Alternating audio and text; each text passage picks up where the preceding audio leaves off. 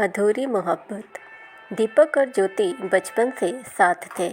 दीपक को बचपन से ही ज्योति अच्छी लगती थी और उसे धीरे धीरे ज्योति से प्यार होता गया।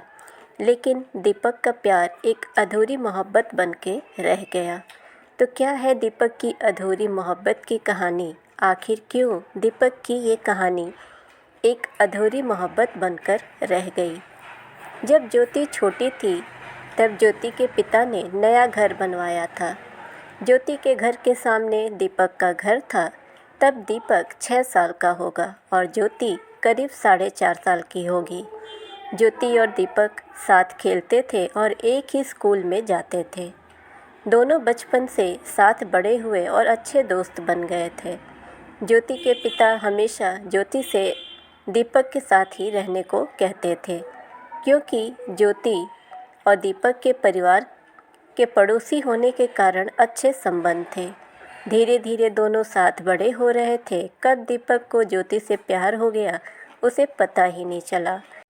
जब दीपक 10वीं में था तब ज्योति का एक नया दोस्त बन गया था। ज्योति ने दीपक को बताया तो दीपक को जलन हुई और दीपक ने उससे दोस्ती करने को मना किया। और फिर दीपक ने ज्योति का एक भी लड़का दोस्त नहीं बनने दिया। कुछ साल बाद दीपक के 12वीं के एग्ज़ाम आ गए थे और ज्योति 11वीं में थी। दीपक को ये डर था कि 12th के बाद ज्योति से अलग हो जाएगा। इसलिए जब दीपक अपना पहला पेपर देने गया तो उसने कॉपी पर अपना नाम और रोल नंबर डालकर कॉपी खाली छोड़ दी। ऐसा ही उसने हर पेपर में किया और दीपक फेल हो गया। दीपक के फेल होने से दीपक बहुत खुश था, लेकिन जब उसके पिता ने उसके रिज़ल्ट को देखा तो सभी सब्जेक्ट्स में 0 नंबर थे। ये देखकर पिता ने दीपक की पिटाई लगाई, लेकिन इससे दीपक को कोई फ़र्क नहीं पड़ा। वो खुश था ये सोचकर कि अब वो ज्योति के साथ ही पढ़ेगा। एक दिन ज्योति ने दीपक से पूछा, तुम फेल कैसे हो गए? पढ़ाई तो की थी न तूने? दीपक, पता नहीं। ज्योति हंसने लगी और कहने लगी, सब सब्जेक्ट्स में 0 नंबर किसके आते हैं? दीपक ज्योति को खुश देखकर खुद भी हंसने लगा।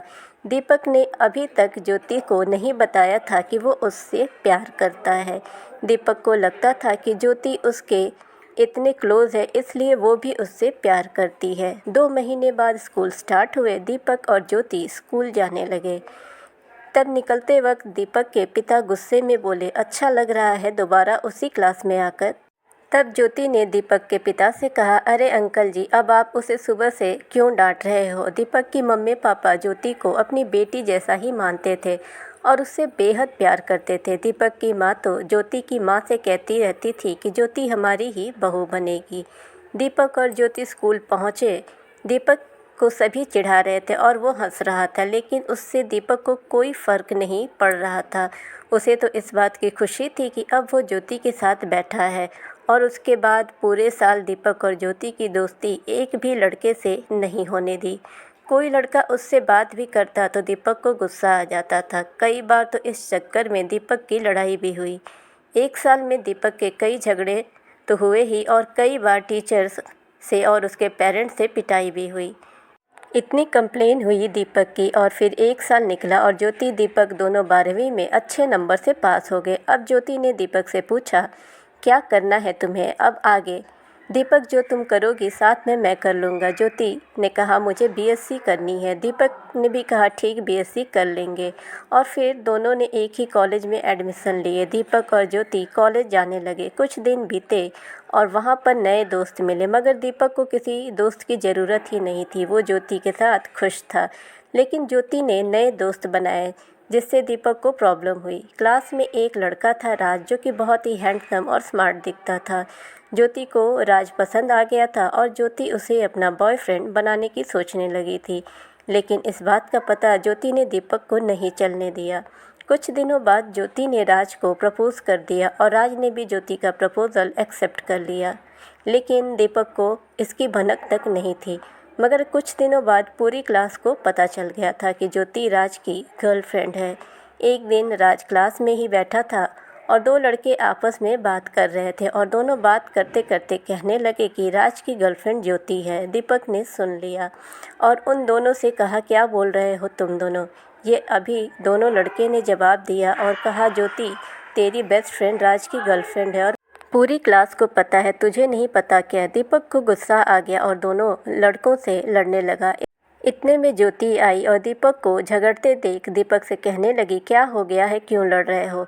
दोनों लड़कों ने कहा, पूछ ले अपनी फ्रेंड से खुद ही। दीपक गुस्से में ज्योति से पूछता है, राज और तुम्हारे बीच क्या है।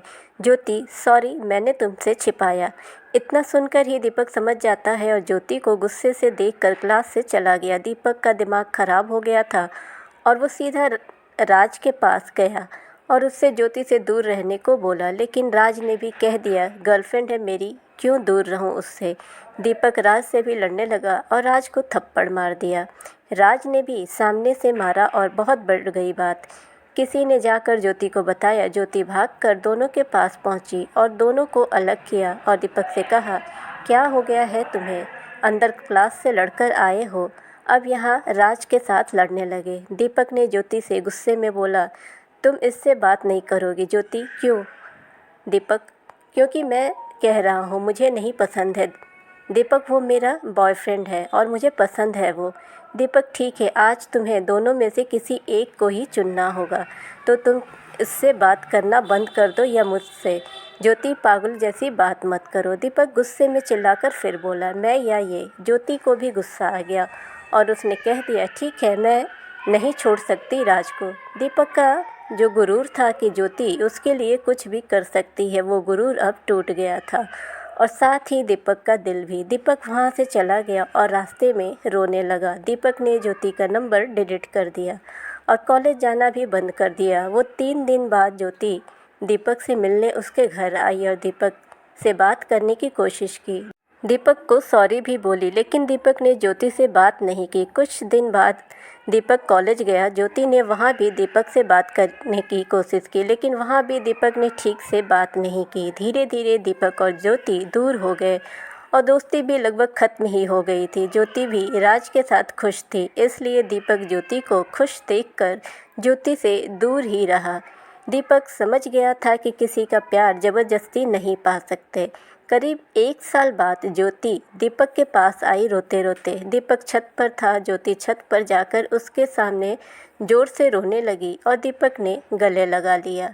दीपक ने ज्योति से पूछा, क्या हो गया है। ज्योति, आज मैंने राज को एक लड़की के साथ रंगे हाथों पकड़ लिया है, वो मुझे धोखा दे रहा है। दीपक, रो मत, कल बात करूँगा उससे। ज्योति, नहीं, रहने दो, मुझे नहीं करनी उससे कोई बात। एक बार फिर दीपक और ज्योति की दोस्ती पहले जैसी होने लगी थी और ज्योति राज से दूर रहने लगी थी। दीपक को फिर लगने लगा था कि अब ज्योति उसे मिल जाएगी, इसलिए दीपक देर न करते हुए ज्योति को प्रपोज़ करने का सोचा और उसे एक लव लेटर लिखा और ज्योति को देने पहुंचा।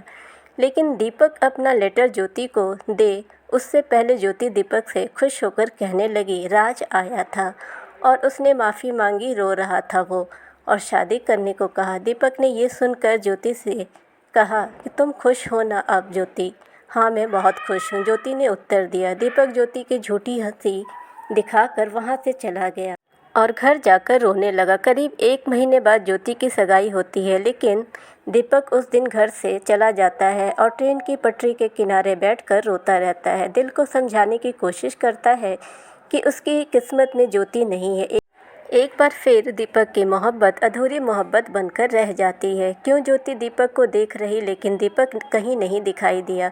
तो ज्योति दीपक के रूम में गई, लेकिन दीपक रूम में भी नहीं था। मगर ज्योति को दीपक की टेबल पर वो लेटर मिल गया जिसमें लिखा था कि मैं तुम्हें बचपन से ही चाहता हूँ, कोई तुमसे बात करे या दोस्ती करे मुझे अच्छा नहीं लगता था।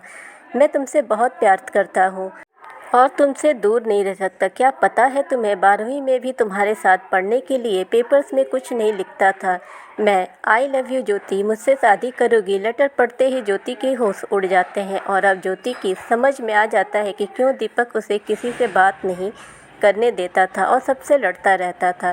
ज्योति को कुछ समझ नहीं आ रहा था कि अब वो क्या करे। ज्योति दीपक के बारे में सोचती रही और दीपक का इंतज़ार करती रही, लेकिन पूरी रात दीपक नहीं दिखा और ज्योति की सगाई हो जाती है।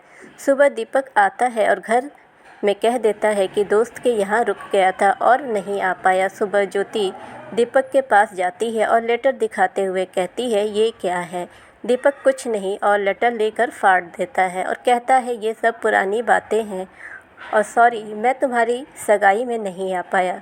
ज्योति को पता था दीपक खुश नहीं है, मगर ज्योति ने भी कभी दीपक को उस नज़र से नहीं देखा। उसने उसे हमेशा अपना दोस्त ही समझा था, लेकिन दीपक ज्योति के सामने अपने आप को खुश दिखाता ताकि ज्योति को बुरा ना लगे। कुछ दिनों बाद ज्योति की शादी होती है। शादी में दीपक पूरा काम करता है और अपने आप को खुश दिखाता रहा और अंदर ही अंदर रोता रहा। दीपक ने सोच लिया था कि ज़रूरी तो नहीं जिसे हम प्यार करते हैं वो भी हमें प्यार करे, उसे भी हक है अपने पसंद के इंसान को चुनने का। इसलिए दीपक खुश था और मोहब्बत को अधूरी मोहब्बत बनते देखता रहा। तो दोस्तों, ये थी दीपक की अधूरी मोहब्बत की कहानी। आप सबको ये कहानी कैसी लगी हमें कमेंट में ज़रूर बताएं। चैनल पे अगर नए हैं तो चैनल को सब्सक्राइब करें, नोटिफिकेशन बेल दबाएं ताकि हमारी हर वीडियोज़ आप तक पहुंचती रहे। Thanks for watching.